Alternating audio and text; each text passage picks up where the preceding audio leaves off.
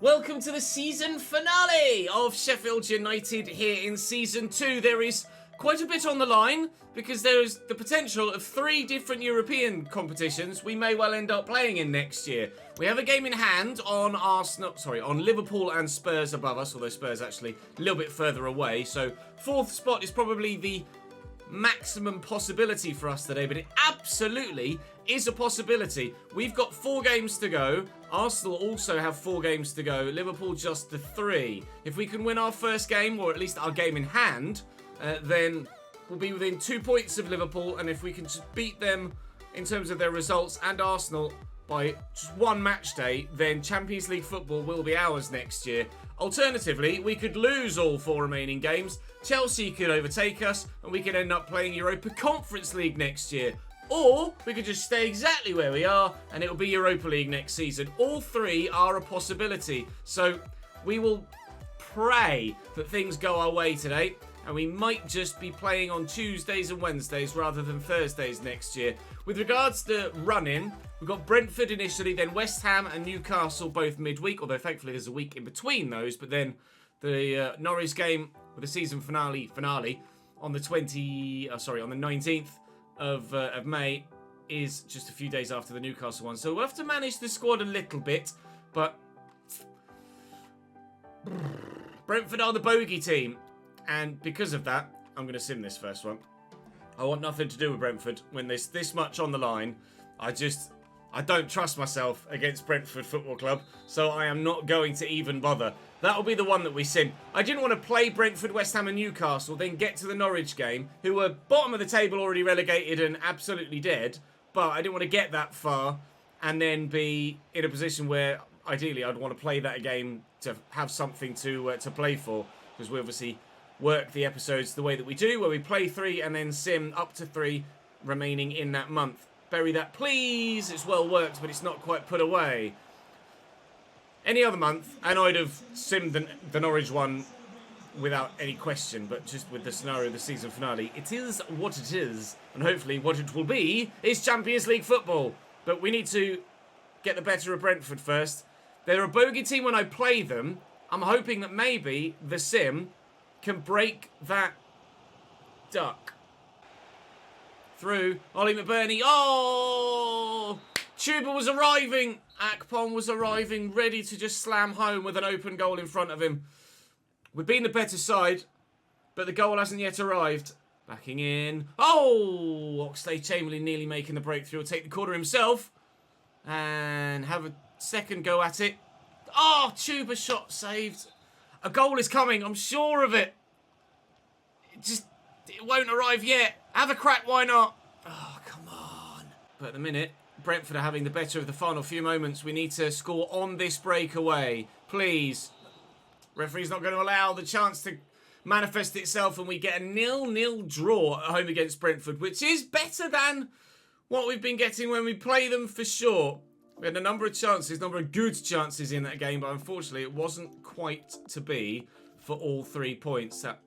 That leaves us now 7 points behind Liverpool with 9 points available. Not great. Champions League football is looking increasingly unlikely now, but we never give up, and you know things can happen very, very quickly in FIFA career modes. West Ham United brought with them in goal. Alphonse Areola was very good against Brighton at the weekend. Mati Castilla, Keira, Agerd, Ben Johnson and Smikas at the back. Paqueta and Kefren Turam alongside one another, with Grifo and Juanmi either side of Gianluca Scamacca up top. It's a 5-2-3 as opposed to our 5-3-2. Which 5-back formation is going to come out on top? Little back heel to Baldock, and then we'll whip an early ball, which is, wow, overhit, but still very well delivered. Lavusi, I see the man on the edge of the box, and we'll spin with Alex Oxlade-Chamberlain. He's been so good for this football club, but he will not add to his goal-scoring tally yet. Paqueta, little dink. Not down well, but Paqueta cuts back to Scamacca.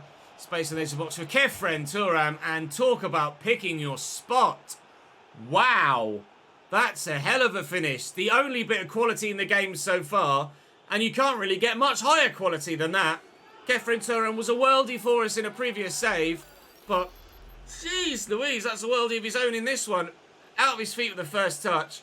And off the upright. No, it was off the very underside of the bar, just clinking into the roof of the net. That's a brilliant goal.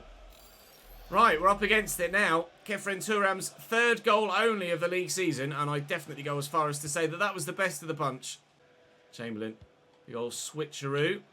Floated a little bit too much so that the defence was able to actually deal with it and move across, shift them. Positioning, Chamberlain.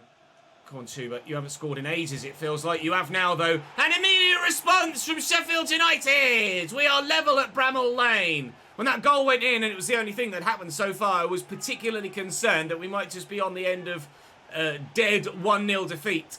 Not the case. Chuba wants to play Champions League. We're level at 1-1. Poor clearance. Paqueta waiting for that cut back inside. I was ready for the turn with Gustavo. I still nearly called him Gonzalo again. I mean, the quality of finish from West Ham in this game is just outrageous. Lucas Paqueta with the Travella here. And the Hammers are in front once more. And there's no time left in the half for me to react as immediately as we did last time. A 1-2 and then that finish. This is naughty from West Ham United. David Moyes has got them playing some sumptuous stuff. And they're in front again. Chamberlain, ball that's going to go again. There's room to get into here. McBurney's in the middle. We've been dangerous with balls into the box so far today. Reinders does well to get to that. Oh, and Chuba from here surely adds his and our second. And we do have the chance to respond quickly to West Ham's goal going in front again. There was just a 15-minute half-time break in between. Chuba Akpom, his goals have been a little bit hard to come by recently, but that left foot is firing today. 2-2. Please be... I was going to say, please be Everton scoring an equaliser. No, it's 3-1 to the Arsenal at Goodison Park. And Paqueta is trying to make it 3-2 to West Ham here at Bramall Lane. Kefren Turam is available there. Tried to block that off initially. Grifo will find Kefrem, and he will not find the back of the net this time. 3 shots apiece. 2 goals apiece. Neither side really able to be split apart from the other in this fixture. It's been a very competitive game. I think it's just showing how we are nearly of the quality to find the top 4. But we're not quite there yet. 1 more year's worth of additions, I think. Tijani Reinders might still give us the victory off the base of the post. We're nearly top 4. But I think we need 1 more season to get there. And a couple more additions in the summer. We may end up going for the title next year if FIFA does FIFA. Juanmi. I couldn't quite get there. Good with Gus Harmer though. Chamberlain. McBurney. Nice. Beat the man. They're in front. Larousse is there.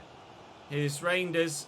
I'm going to need that support. Oxlade-Chamberlain. There's your winner. Alex Oxlade-Chamberlain with a winning goal for Sheffield United again.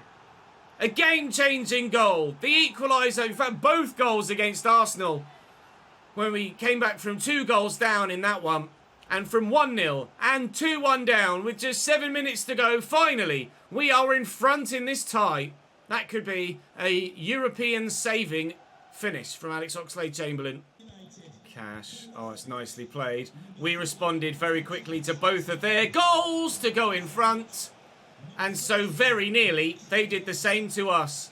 Basham making a very, very rare appearance here. He's gone down by about 8 ratings this season, Basham. I'm expecting him to retire at the end of the year.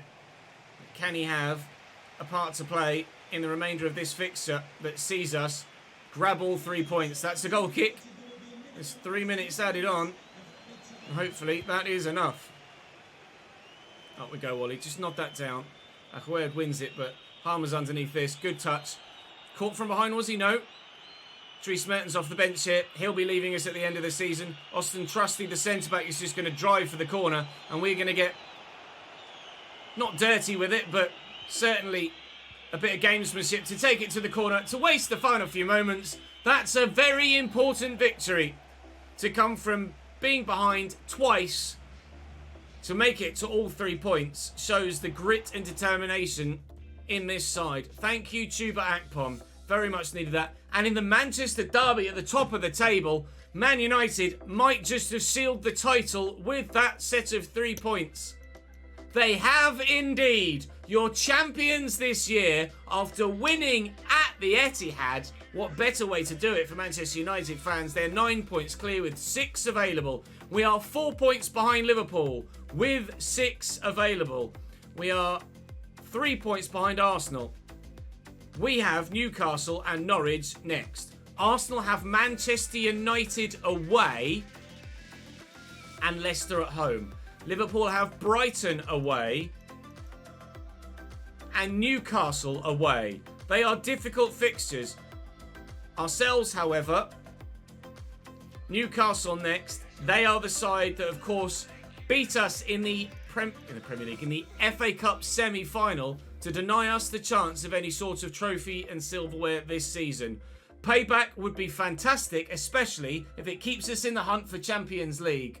Newcastle United with Nick Pope in goal. Kieran Trippier, Sven Botman, Mats Hummels, and Alfonso Pedraza. Sander Berger, Sandro Tonali and Toon Koopmeiners with Anthony Gordon, Alexander Isak and Harvey Barnes. They are missing Riyad Mahrez and Bruno Guimaraes through injury. A couple of other players not fit enough to start, like Dio Upamecano at centre-back, means that this Newcastle 11 is still strong, but not as strong as the one that beat us in the Cup. And it was a very close encounter at Wembley.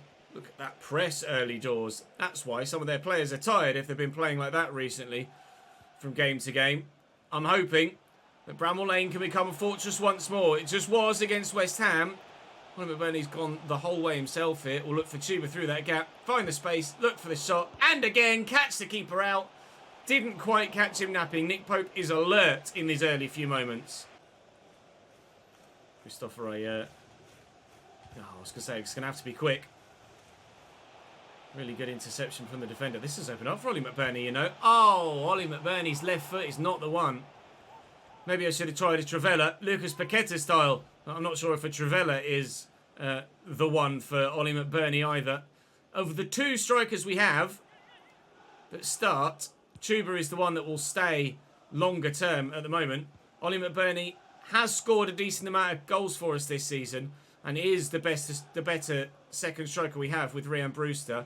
Cameron Archer has been announced now as a Sheffield United player in real life, but I don't feel like Cameron Archer is really going to move this squad forward. It's just going to be a case of signing him for the sake of signing him, which I don't really feel is necessary at this stage. We are going to be moving into the 3rd season at Sheffield United, of course, next year, so I'm pretty sure that I won't sign Cameron Archer, but if I do sign a striker, which I'm not sure whether I will in the summer, if I do sign another striker, it will be someone that is significantly better than Ollie McBurney or Cameron Archer to partner Chuba Akpom, and maybe we sell Ryan Brewster. I could potentially bring Cameron Archer in if I sold Ryan Brewster, and Archer would be my 4th choice striker or 3rd choice striker if we chose to move Ollie McBurney on, but I'm really not sure what to do up top because the 2 of them have played very well together, Akpom and McBurney, and the 2 of them do score goals. And they are dangerous as a partnership. So I don't want to just change Ollie McBurney for the sake of changing Ollie McBurney. Rangers, I think, was offside there. So I will absolutely take your feedback on it with regards to the striking situation. Do we replace Ollie McBurney in the starting lineup next season? Or do we put our faith in these 2, Akpom and Ollie McBurney, to fire us to glory once more? What we haven't done there is gotten glory here because Rangers was offside. But Hosic intercepts nicely and gives it away. Oh, it's a lovely through ball. On the touch. Alexander Isak is a cut above. Up top. Bogle, turn his side. Rangers through the gap. He's been denied once. Will he get it this time? No. Good save by Nick Pope. We're safe at the moment. I don't feel that threat. Look at Ollie McBurney on the run. Oh, he was in. Mats Hummels. Right place, right time. Brilliant interception from the centre-back. Still Ollie McBurney could be in. Still Ollie McBurney is in. And here's Chuba. Chuba Akpom. Inexplicably misses the target. Sander comes out on top. It's good footwork from Anthony Gordon. Harvey Barnes has runners. Oh, it's excellent from Newcastle until the finish. This is very much like the FA Cup semi-final tie. Really tight game with both sides having chances, but neither able to find the back of the net. Nick Pope was the key man for Newcastle in that tie at Wembley. I might get a free kick for that. No, nothing given. And has been so again today, making a couple of very good saves. It's Harvey Barnes again, trying to twist and turn my defence apart, which he's done very well. And Dino's the man of the moment for me right now as well. If we win this, we still might not be able to finish top 4. A win might not be enough if other results go against us. Intercept that well in.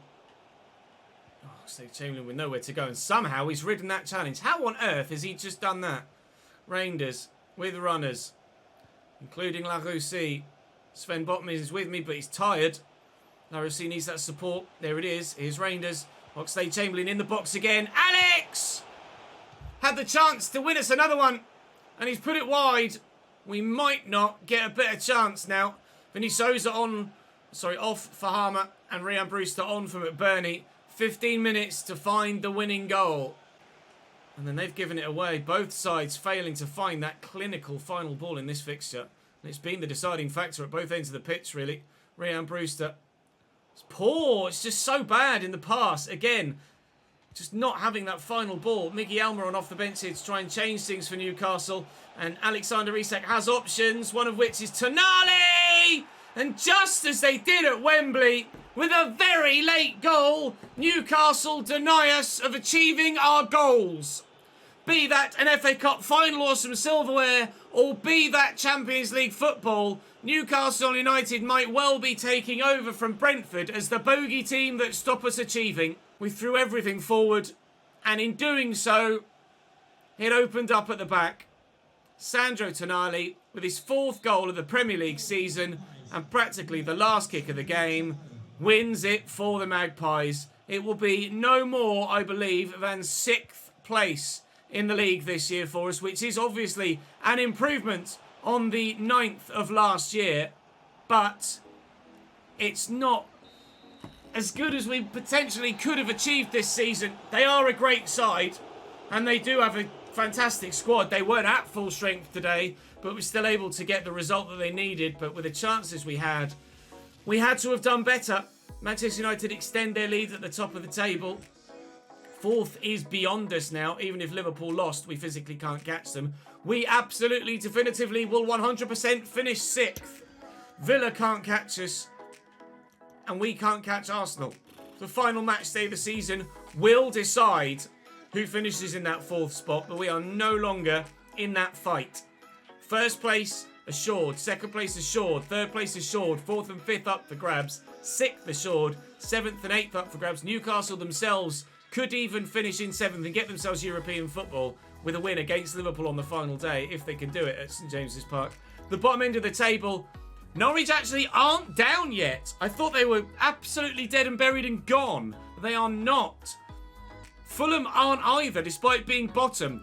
3 of Palace, Leicester, Norwich and Fulham will go down. We have Norwich at Carrow Road.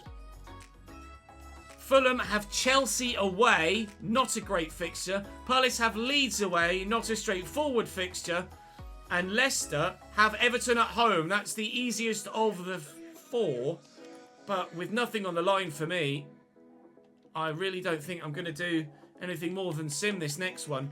Hill looks like he's going to have some great potential, but he's not quite getting there yet. The position change for Leif Pedersen here to go from right wing to cam sees him stay at 69 rated, which I am surprised by. We get those striking stats up, then certainly I think he'll improve quite quickly. Get some loan football for a couple of those youngsters. They could very well be part of the process in Season 4, that's for sure. Well, we'll simulate this one against Norwich on the final day. Ryan Brewster's development is confirmed. He actually hasn't gone up, despite reaching that, but he can still improve, apparently. So we will continue to train him. There is more to come from Ryan Brewster, but is more from Ryan Brewster really going to make a difference in the starting lineup? I'm not sure. Max Lowe's on his way back to first team football. He won't be fit enough yet to play. Left back is certainly an area of thought-provoking interest in the summer window. There are a number of areas that are obvious to improve in, and there are a number of areas where you think it's obvious to improve in, but those lower rated players are performing, like Alex Oxlade-Chamberlain, like Ollie McBurney, etc. So it really is going to be a case of you guys having a lot to say over the summer window as to what we do. We'll go through the full squad in a full season roundup at the end of the episode, of course, to outline our plans or potential plans and outline where I need your feedback. But certainly there is a lot to think about heading into the new season. Free agents will be important, of course. We're not going to have a massive amount of money next year, but we will be having an improvement to our budget by the £40 million coming in from Ahmed Hozic's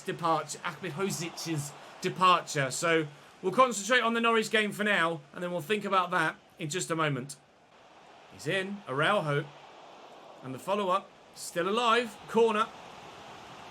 Every side in the bottom three needs a win to get above Palace. And Norwich are leading. Sinani gives them the advantage. That might be the goal that drags Norwich from the depths of the Championship to restore their Premier League status for next season. I can't quite believe from the position they were in that they've been able to turn it around. I'm sure they were on 15 points not long ago, looking absolutely dead and buried. It was between them and Leicester for the two worst sides in the division. With less than 40% possession, they've had more shots than we have, with over 60. It's 1-0 to the Canaries at the moment, and they look good value for it too. Is that a pen? Does he give a pen? He's given a pen! Araujo with the penalty for Norwich City to extend their lead to 2. Which way is he going to go? Right, I think. He does! Saved by Dino! Dean Henderson makes the interception. Will Norwich live to regret missing that spot kick?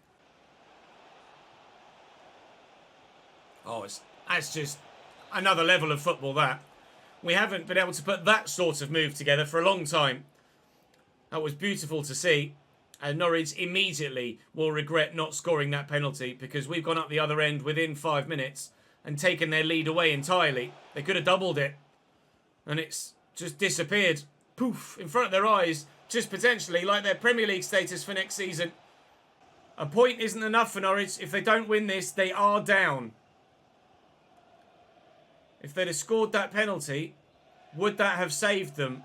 We'll find out in just a moment. Oh, they've hit the bar with the last kick of the game. Norwich. Would a victory have saved you? Palace draw. So they moved to 29 points. I can't believe it. No, it wouldn't have. It wouldn't have. If they'd have buried the penalty or that last kick of the game, they would have been level on points with Crystal Palace. But goal difference would have seen them relegated. So, unfortunately for them, the victory wouldn't have been enough. Palace getting a point on the final day is enough to see them safe next season. So Fulham, Leicester and Norwich will go down. Leicester and Norwich came up and tumble back down to the Championship. Leeds come up for last season and stay mid-table in 11th on 47 points. Arsenal unable to force their way into the top 4. So Liverpool will get that Champions League spot, and that's how the Premier League table looks right now. I'm going to advance to the end of the season. There's no point showing you the Premier League table again. So I will go through all of the other leagues that we're involved in, all the competitions that we're involved in this year, all of the other leagues, the competitions in Europe, so we can have a look and see who we may well be playing in the Europa League next year, which is the European competition we will be involved in after finishing in 6th place. And of course, we'll have a look through the squad and think about what we want to do next year. So you've seen how everything went down in the Premier League. Now it's time to have a quick look around and see how everything went down in every other league. We do have some relegated Premier League sides to have a look at, potentially scouting, of course, for next season with regards someone we might like to nab, if possible. Harry Kane is the Premier League's top goal scorer with 1 more than Chuba Akpom. 25 and 38 for Chuba is a fantastic effort. Kind of Jamie Vardy in his peak-esque levels of challenging for golden boots, etc. Mitrovic for Forest there with 19 is very impressive as well. McBurney with 15 and 35 is impressive too, considering his lack of attributes, we'll say. I won't say lack of talent, but considering his lack of attributes, to still be that prolific is very good. Akpom with 13 assists as well. That goes hand in hand with playing two strikers up top together. But Alex Oxlade-Chamberlain with 10 assists from midfield is very impressive as well. McBurney there with 7-2, presumably linking up with Chuba Akpom as we previously mentioned. Tijani Reinders with 6 assists in 14, so treble that for the full season, or at least nearly, and you're looking at 15 plus assists certainly from a full season, which would have him at the top of the table. So Tijani Reinders has made a massive impression, and Dino with 11 clean sheets in 38 games, looking like he's going to be good to carry on in that starting spot in goal next season. I'm not looking to replace him as the number 1 goalkeeper. We're looking to continue to train him, and hopefully he will improve. So having a look through some other leagues, who's going to come up and join us in the Premier League next season? Burnley and Southampton are back. Burnley and Southampton actually, no, Saints went down, of course, in Season 1 this save and didn't come back up. Norwich came up in their place. Of course, Leeds and Leicester rebounded. Norwich replaced Southampton in the Premier League. But Burnley are back up as champions again. And then one of Bournemouth, Watford, Bristol City and Luton will be in the reckoning for a Premier League spot next season as well, with Fulham, Norwich and someone else going down who I can't remember. Sunderland, Oxford and Wigan relegated from the Championship. Unfortunately, Peterborough managed to escape the relegation. In League One, Swansea and Reading back up to the Championship. Barnsley, Portsmouth, Plymouth and Charlton fighting out for a spot back in the 2nd tier. MK Dons, Salford City, Fleetwood and Port Vale relegated back down to the 3rd tier, or from the 3rd tier, sorry. And Stockport and Colchester and Swindon will replace them. Cambridge in the playoffs, up the Yellers. 4th, 5th, 6th and 7th in Donny, Cambridge, Forest Green and Gillingham. Hopefully Cambridge are the ones that come out victorious. They're only 2 points off an automatic promotion spot. Donny only a single point off an automatic promotion spot. Such is the nature of the promotion hunt there in League 2. At the bottom end of the table, Barrow and Sutton would be down to the National League were it on the game. Paris Saint-Germain win the league in France from Lyon in 2nd, Monaco and Nice. Nice in the Europa League, Marseille in the Europa Conference League, I believe. So Nice a potential group stage opponent for us in Europe next year. I don't know why I did League 2. We never really look at the second leagues in other countries. Bayern win the Bundesliga. Wolfsburg up in 2nd, though, which is a fantastic effort from them, especially only losing 4 games as well. And then Leverkusen and Leipzig. Dortmund 5th only. Frankfurt in 6th, and Borussia Mönchengladbach cut adrift a little bit further down in 7th. In Italy, Milan from Juventus, Atalanta and Roma. Napoli in the Europa League. Inter only 6th. Napoli, of course, the side where Kyle Walker currently plays. We'll come to that in a moment. In the Eredivisie, it's Ajax from Feyenoord, comfortably from anybody, nearly 30 points clear at the top of the table this season.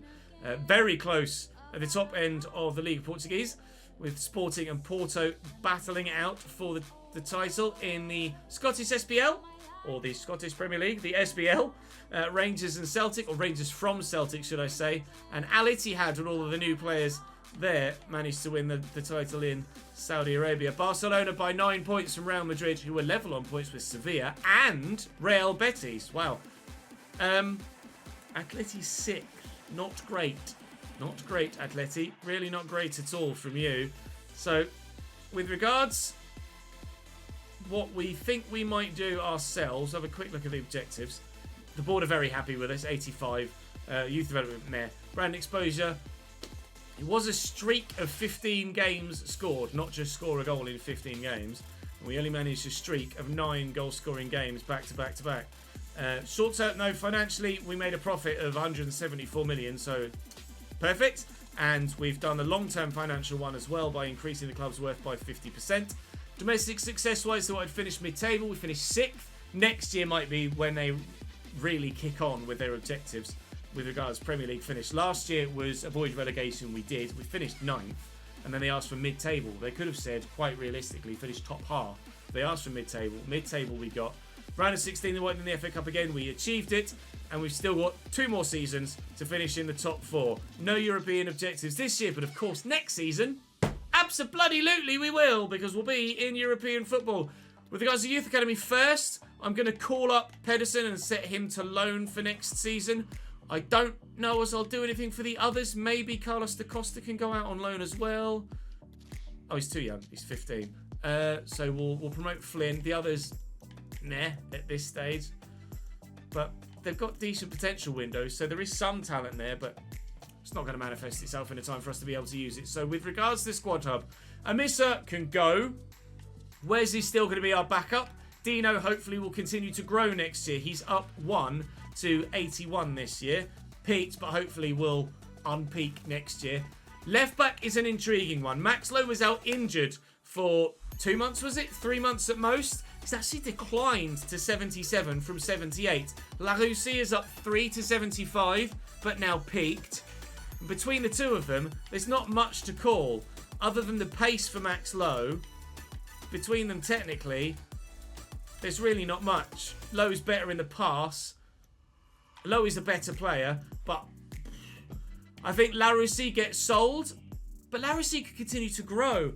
I want a new left back. It's not a glamorous signing, but I want a new left back. I'm going to make a note of this on my whiteboard in front of me. I would like a new left back, most notably left wing back, because we are not going to be ditching the 5-back formation. Laroussi is younger and could continually, or has the better opportunity perhaps to continue to grow, but he is significantly behind Max Lowe in every area, really. How they're so close to each other in overall is quite perplexing, actually, because there's a big difference between the two. Flynn will send out on loan. I'll leave that up to you.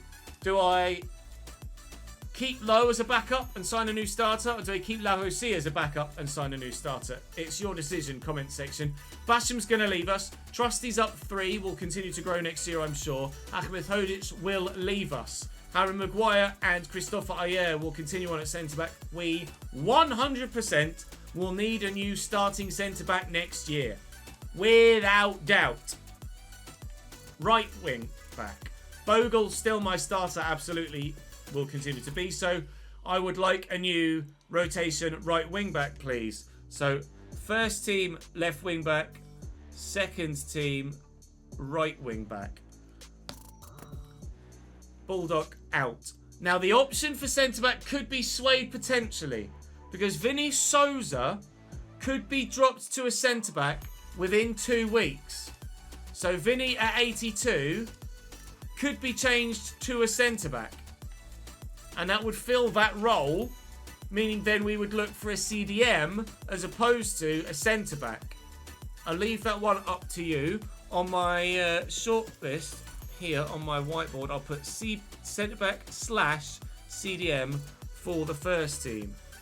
We'll wait and see what you guys say. Reinders, still growing very, very well indeed. Love him. Love him. So good. Oxlade-Chamberlain is peaked at 30. I find myself really hard-pressed to actually replace him in the 11. 18 contributions in the Premier League. 25 in all competitions. He's only 78 rated, but he plays like an 85, 86. So he's got to continue in the starting lineup, right? Right? Or do I play him in Europe and sign a new centre mid? It kind of depends how much money we've got to spend and how far it stretches, doesn't it? And what free agents might be available, of course. Moretti will go back to Juve. I'm not interested in signing him permanently. Gus Harmer, really impressed with him. Didn't expect him to be as good as he was when he came in. He has been decent. Adams will go out on loan again. Koulibaly's up to 72. He'll go out on loan again. Dries Mertens will leave us. Pedersen, we will loan. Slimani actually is grown up to 74. Sorry, 73 up 4. But he's pretty dead. So we'll send him out on loan again. Holden, of course, will go back out on loan. Benny Traore will go back out on loan at the best, if not sold. The striking situation is an intriguing one. Myers I will sell to help raise funds. He's valued at 14 million. Brewster, now previously, even in this episode, I think, I said I wouldn't consider signing Cameron Archer because I didn't think he was good enough. Cameron Archer we have scouted to see that he actually is better than Ryan Brewster, and notably so. At 76 rated, he's got good pace and good balance. He's 5'11", good, decent finishing at 76. He's going to be better than Ryan Brewster. So I'm open to selling Myers and Brewster and bringing Cameron Archer in as my backup striker. So we will do that. We will look to do that in the upcoming season. So some of the options I have for potential centre-back are Kyle Walker. Now bear in mind, he's 34 now and has declined this season from 82 to 81. So it would be expected to see that decline continue next year from 81 to probably about 78 or 77. But as a squad player, he's absolutely doable and usable.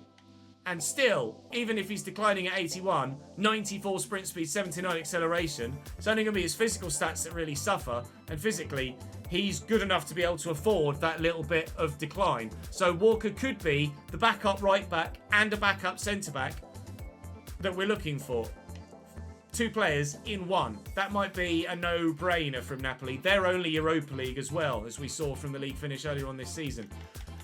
3 players still on my shortlist at centre-back, but I'm kind of feeling like I want to aim higher with overall and with ability. Although, if I drop Vinny Souza to centre-back, then I won't need any of these guys. Or maybe I sign one of them as a backup, but Kyle Walker could come in as a better backup. Senesi, Bella Kotchap is a name that's popped up a lot. Southampton obviously now back to the Premier League. He's not good though. He's just straight up not good. Senesi and Teata are significantly better. Senesi's much better technically. Teata is better technically and as good physically. So, Bella Kotchap, even though you guys are quite keen on him, I'm going to say no. Senesi and Teata will stay there for now, but unsure what's happening in that position, especially if we drop Souza to centre-back. With regards centre-mids potentially in the squad, I don't have any. Vlasic is probably best at cam, but we don't play with a cam. But I could sign him as a backup striker if we decide to replace Ollie McBurney in the starting lineup. If he's the sort of player that could be the perfect secondary striker to Chuba Akpom. Akpom's still utilised as the goal-scoring player, but Vlasic, with brilliant dribbling, good long shots, and decent enough passing, certainly better by a magnitude of significance above Akpom and McBurney, he'd be that link between midfield and the front line that we haven't really had thus far.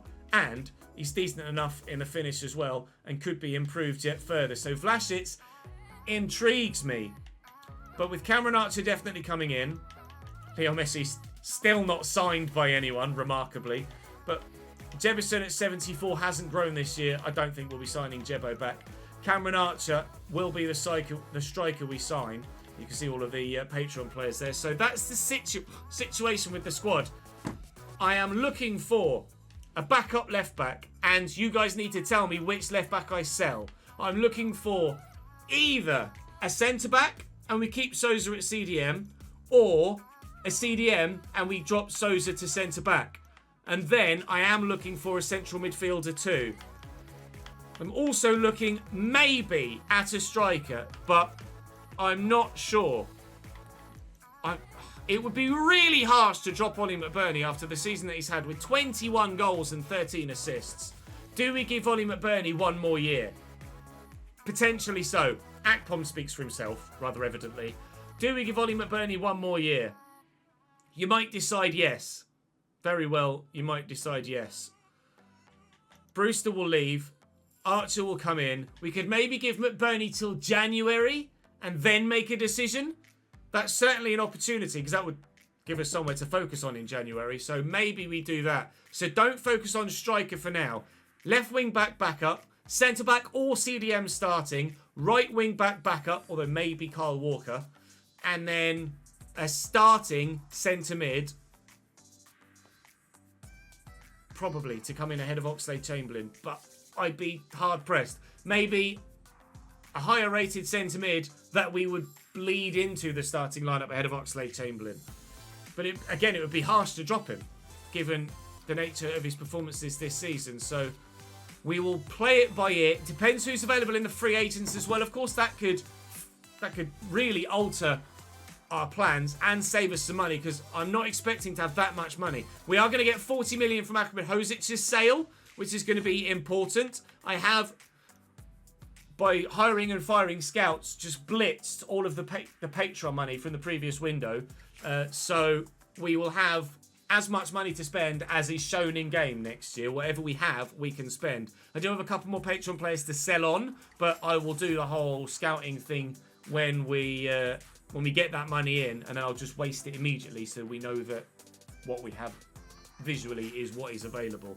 Speaking of Patreon players, let's give you guys a rundown of who is doing what in this final moment then of the window, or of the season. Scott Underwood and Dawson Minton, both at Sporting on loan, intriguingly, both for 2 years, both mid-70s as it stands.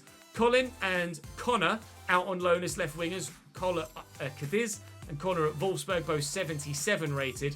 And then with regards those of you that are on the shortlist, those that are permanently not at the club, Callum is 75 at Leon, Emmett 76. I'll give you your ratings. I'll show you transfers, etc. and clubs with the spreadsheet. So Justin 75, Jordan at 75 and 6, Brannon and Brandon at 76 and 77 respectively, Dara and Danny both 77 at their respective clubs, Liam and Lewis at 76 and 77, AJ on his own at 75, and then Tom at 77 at Nijmegen. Or is it Nijmegen, perhaps? Not sure. Nick Pavic, 78 at Leicester. He certainly played quite regularly for them this year in the Premier League. Billy Bibby, 79 out on the right-hand side at Braga. Alex Klobasa at 78. Messi still without a club. Aidan at 78 at Frankfurt. And Wimpenny, 78. Zach, 78. Tom, 77, similarly as Adam Austin. And then Chris Taylor at 78. Bodie at 77. Ferenc Puskas at 78. Will, 77. Daniel, 75. Matthew, 78. Nick at 78 as a left winger at Spurs. Rob is 77 at Celta Vigo. Daz at 78. And Barnes at 79. So with regards to transfers, etc., because there were a few in this save, Adam went to PSG in the summer window. AJ signed for Toronto this season after a loan at Nantes. I'm going to sneeze. Bless me. We'll carry on. Fenerbahce was where Alex went after his loan spell last year. Anybody in red hasn't moved this season. Everybody in green is a brand new signing this year, and yellow is a loan spell. So Billy went to Braga permanently after a loan at Valencia last year. Brandon completed his loan to buy move to Valencia. Similarly, Callum at Lyon. Colin at Cadiz was there for 2 years on a loan. Similarly, Connor at Wolfsburg. So they'll both be back with me next season and will be sold on. Daniel moved to PSG first season. He actually started somewhere else. Manchester United, I think, and then PSG signed him in the January. So I might actually put Man United / PSG in brackets J for a January transfer there. Then PSG loaned him to Eibar this season. Dawson was on loan at Sporting for 2 years, similarly to Scott Underwood, as we mentioned. Puskas was on loan at Valladolid and moved to Köln permanently in the summer. Jamie was started at Celtic and PSG snapped him up. It's weird to see some Patreon players moving to PSG. Very odd, because in all of our testing and all of the previous saves we've done, when you put them somewhere, they stay. And this save, they haven't, but they've only gone to PSG if they move, so it's baffling, really. Jordan completed his move to Burnley. Jordan was on loan at Club Brugge last season, then moved to the Eredivisie to Utrecht this year. Lewis completed the loan to buy. Liam was also on loan at Bruges last year, moved to Saint-Etienne this year. And then Espanyol for Matthew, moved permanently to Freiburg. Completed the loan move to Leicester, or permanent move to Leicester did Nick. Vallecano then permanently to Celta Vigo for Rob. Sporting we've covered. And then Will was on loan at Girona last year in Spain, and then PSV permanently in the summer window. And then, as we said, Tom at NEC and Tom still at Palace. And Zach moved from Manchester United to Paris Saint-Germain. So we'll see what moves come through in Season 3 for the Patreon players. Not sure if there'll be any updates to overalls at the beginning of the new season, so I won't fill out that column yet until I move into Season 3. But moving into Season 3 is what we do next. So that will be all for me for now for this season. But Season 3 will start tomorrow. So do make sure you drop the video a like. Really helps the channel out. I'd appreciate it a lot. Subscribe to the channel with a notification bell ticked and you won't miss out on episode 1 of Season 3. And I will see you tomorrow for episode 1 of Season 3. It's just occurred to me we didn't, as I see Kylian Mbappe lifting or being shown as the Champions League there, we didn't check the other competitions that we were involved in. Newcastle won the FA Cup final 4-3 over Manchester United. The Carabao Cup was 1-0 over City over us, of course, bastards. Barcelona won the UEFA Super Cup. The Champions League was won by Paris Saint-Germain, as you just saw with Kylian Mbappe. The Europa League was won by Barcelona over Napoli. So despite finishing 5th, Napoli could have had Champions League football next year for Kyle Walker, but no, they will be Europa League only. And then the Conference League was won by Fiorentina. That is that. And then the Euros are ongoing. The groups are as you see them there. And now, we shall end Season 2. Thank you very much for watching, lads. I will see you tomorrow for the next one.